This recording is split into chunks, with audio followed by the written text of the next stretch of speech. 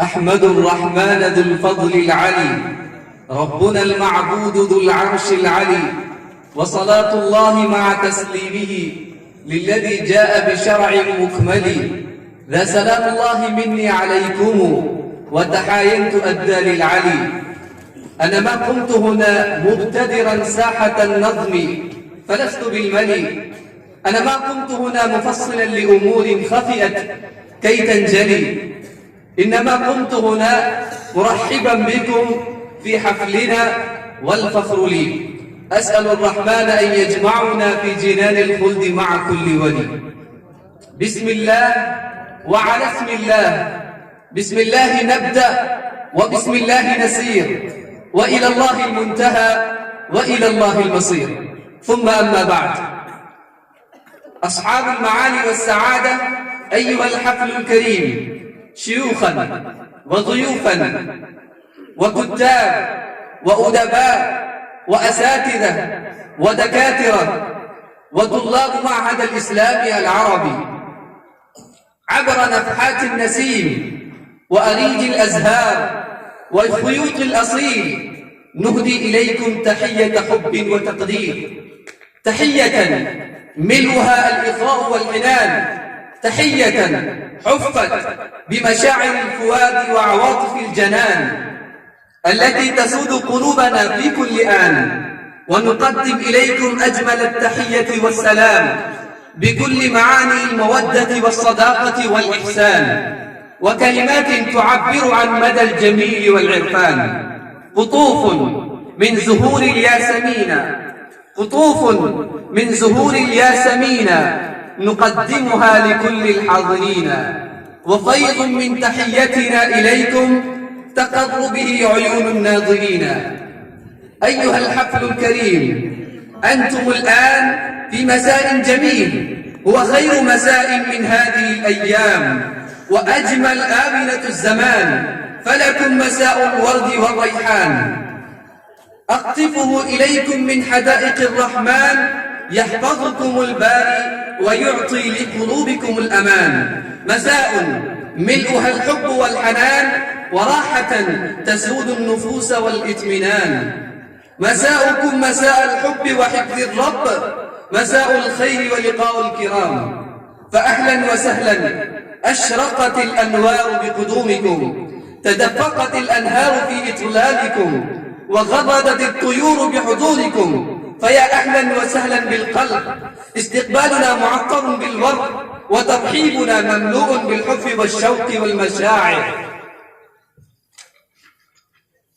فنرحب بكم ترحيبا حارا بقلوب ملؤها المحبة، وأفئدة تنبعث منها المودة، وكلمات تبحث عن روح الأخوة في هذه المناسبة السابقة التي جمعتنا في هذه الحفلة الافتتاحية للدورة التدريبية العاشرة التابعة للمعهد الإسلامي العربي لعموم الهند، المنعقدة في رحاب مؤسسة مركز المعارف بجودفور راجستان. فلكم أجمل التهاني وجزيل الامتنان، إذ نحظى بحضوركم الميمون في هذا المكان بمناسبة هذا الحفل الكريم.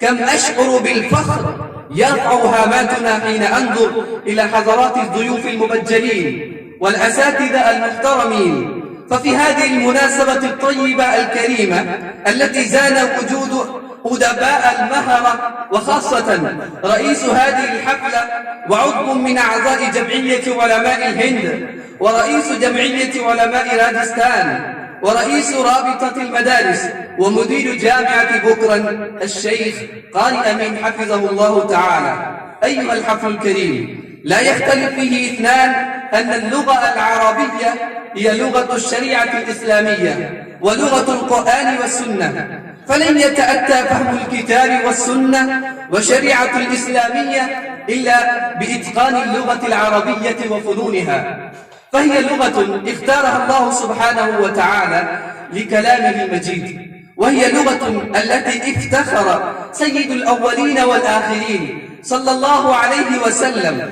بالانتساب إليها، فقال: أنا أفصح العرب بيد أني من قريش. فأن اللغة العربية زهرة التاريخ العابقة ومزنة النور الوادقة، لغة إذا وقعت على أسماعنا كانت لنا بردا على الأكباد، ستظل رابطة تؤلف بين قلوبنا، فهي الرجاء لناطق الضاد.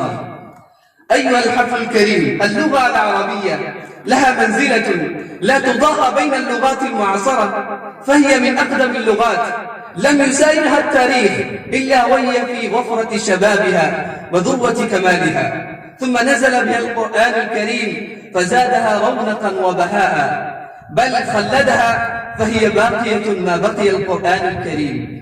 أيها الحفل الكريم، نظرا إلى أهمية اللغة العربية والحاجة الماسة إلى اتخاذها كلغة حية نامية، وعملا بما جاء في الحديث النبوي الشريف: تعلموا العربية وعلموها الناس فإنها لسان الله عز وجل يوم القيامة، قام بتأسيس المعهد الإسلامي العربي سنة 1434 العالم الجليل الأديب الأردي الكبير معلم الحجاج والمعتمرين الشيخ شرف عالم قاسمي حفظه الله تعالى ورعاه، فسعى سعيا مشكورا في تحقيق أهدافه وتطوير هذه البذرة الطيبة التي سقاها بماء الإخلاص والدعاء المستمر، حتى دعا صيته وعم نفعه وكثر خيره كما نشاهدها الآن بأم أعيننا. وعلى كل، الغرض من هذه الدورات التدريبية أن تكون اللغة العربية لغة منطوقة، وأن تعود اللغة العربية لغة الكتابة والمحادثة بين الطلاب، وأن تكون اللغة العربية لغة منطوقة. وسيقدم الآن طلاب المعهد نماذج من هذه المجهودات، عسى أن تنال إعجابكم وتقديركم وتشجيعكم، فإن تشجيع الكبار للصغار وتقدير المعلمين وأولياء الأمور لمجهودات الأطفال ربما يشكل لهم أقوى دافعة يدفعهم إلى قمة المجد وذروة الكمال. والآن أكتفي بهذه الكلمات نظرا إلى ضيق الوقت، ونبدأ الاحتفال بتلاوة آيات من القرآن الكريم تحت رعاية الضيف الكريم الشيخ قارئ أمين حفظه الله ورعاه. وأنادي على اسم الطالب محمد صديق مهراشترى، فليتفضل مشكورا على المنصة.